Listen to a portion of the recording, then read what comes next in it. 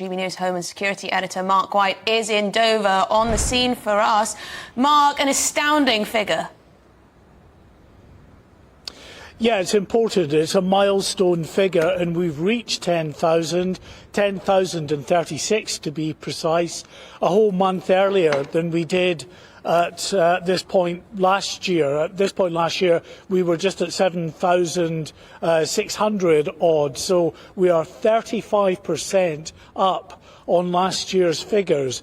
And that really indicates the difficulty that the government was probably going to be faced with in the months ahead as we get into flat calm conditions and many more small boats come across the English Channel, with, on the really calm days, up to 1,000 coming across on a single day. Well, this week we had 3 days of bad weather. It cleared up overnight, and that allowed for these small boats to push off from the shores of France to make that illegal journey across to the UK. And so far today, 3 small boats have made it across, carrying 154 people. The first boat was picked up by the Dover lifeboat at first light this morning and brought into the harbour here in Dover with 43 people on board. Then the Border Force vessel Defender brought in another 45 people a couple of hours later, and then just now the Border Force vessel Volunteer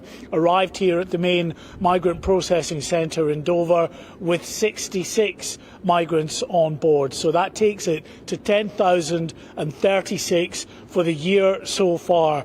On the second full day of campaigning for Rishi Sunak, it won't be welcome, there's no doubt, because he made it a key pledge of him and his government to stop the boats, but already this year now more than 10,000 small boat migrants have crossed the channel. Mark, looking behind you, it looks like a picturesque scene. Flat water, sunshine.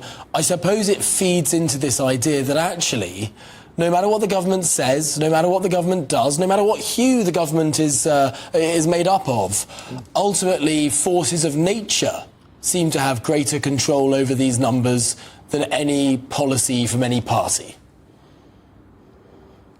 They absolutely do. It's a very good point. What I'll do actually is just step out of the way just now and allow our cameraman Steve to get a shot, as you queued it up, Tom, out into the channel. And you're right, it looks absolutely beautiful out there. It was choppy for a few hours overnight though, because we'd had 3 days of bad weather, so it takes a while for the conditions in the channel to calm down, but they're going to calm down over the weekend. Sunday in particular, we're told, will be pretty much flat calm, so we're expecting significant numbers to come across on Sunday. And as we move into the summer months proper, it is only going to get better in terms of the weather conditions over longer periods of time, and when that happens you get very significant numbers coming across. Now, the government was able to say last year that they had managed, they said, through their own endeavours, to result in a 36% decrease in the number of small boat migrants crossing the English Channel. However, this year that has been completely wiped out by the surge in migrants crossing the Channel.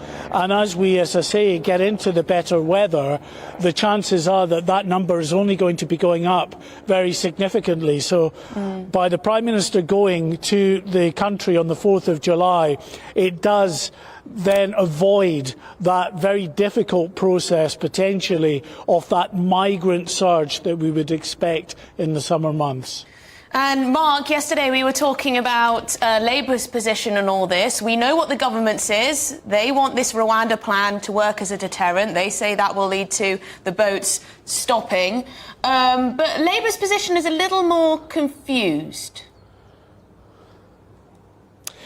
Well, I have to say, having followed Labour's position over the months and years, I haven't heard anything that I think, as someone that follows this whole issue and has done for many years, I haven't heard anything that I think is the kind of the silver bullet that really is going to make a huge difference. And terms of actually cutting down the numbers. Yes, they're going to give more money to the National Crime Agency to employ hundreds of more officers, bringing together the likes of MI5 in there. That's undoubtedly, I'm sure, will make a difference. But it's such a multi-million-pound industry for the people smuggling gangs that even if you take a gang out, just like with the international drugs trade, that spot will be filled in fairly short order by more criminals who want to tap into this very lucrative revenue stream. And apart from the likes of the money to the National Crime Agency, the Border Security Command, they're talking about speeding up the processing of those who are in the asylum system. Well, it's fine speeding up the processing, but then if you've reached a conclusion on whether someone can stay or go, if you want to get rid of them, how do you get rid of them if they come from countries, and there are many out there that are regarded as dangerous and dysfunctional, that you can't send these people back to? They haven't come up with anything that actually answers that direct question. To be fair to Rishi Sunak, he has, in the form of Rwanda, if it ever properly gets off the ground, and other countries now in Europe are looking at that very same potential third country issue as one way of getting over their particular migrant problems as well.